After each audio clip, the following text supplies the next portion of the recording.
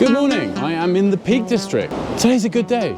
I am off to the White Peak Distillery. It's a short little hop away on a bus, but right now I'm in Bakewell. Isn't this beautiful?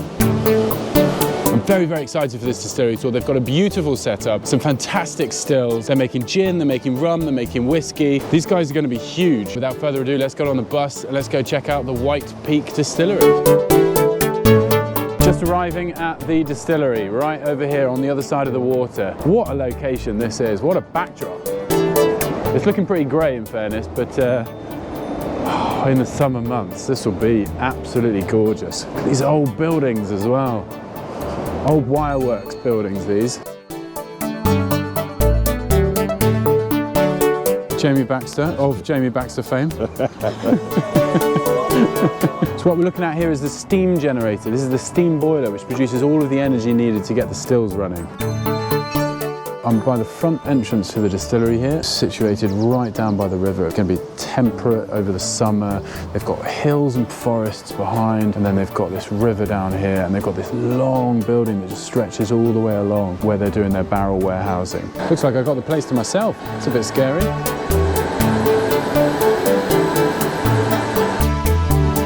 First start of their whiskey process, have the grain that's going into the hopper, pulls it over here, gets milled in that machine there, and then it gets pulled back up this pipe here. It then dropped into the first mash tun here, where it gets added water and heated.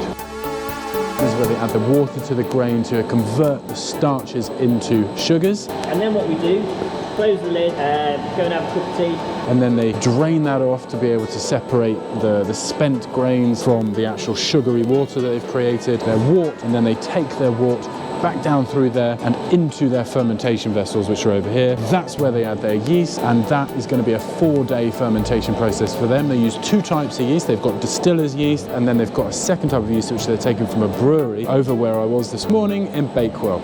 So we've got 5 fermentation vessels here, all at about 2,500 litres each, and then there's space for another 5 along here. We found the stills. What a beautiful setup this is. The 2 onion stills behind me, made by Macmillan.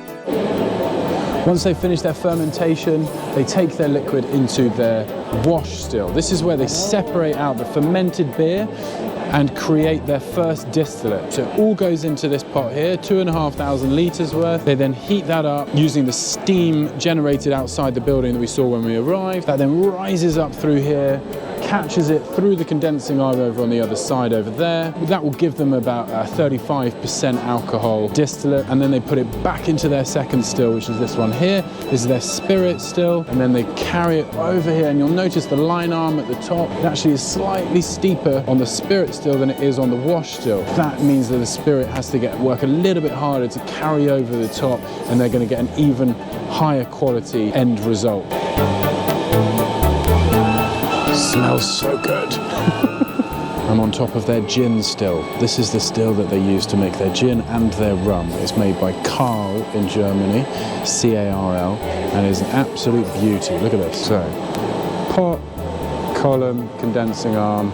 This is where it's all coming off into at the end. On the top of this pot, they've got a chamber to be able to put their botanicals so they can steam them as the alcoholic vapors are rising up. So you've got all of the alcohol in here, and then the vapors rise up. See some botanicals even on the top of the chamber here, and that's because this is where they filled. Oh, it's nice and warm. Yeah, so that's how they can open it up and get their botanical basket in there, and then the vapor rises up and comes along this pipe here and then through this condensing arm here. Whereas when they're making their rum, they do it twice through this still. They send it through the pot just on its own to do the wash run, and then the spirit run actually goes through the column as well. So it will come up here, over, down, and then up through this column here. There's something called a deflagmator at the top that fills with cold water, so it gets it refluxing, going round and round and round. And only when they're ready, that's when they allow it to come off through here and back down through the condensing arm, and then they'll collect their rum distillate. What an incredible distillery. You can see even barrels just lying down here, barrels racked up against the wall here. And actually on the other side of this distillery over here, on the far end, they've got 500 casks sat through there. They've also got 10,000 square feet to be able to store casks through this door as well.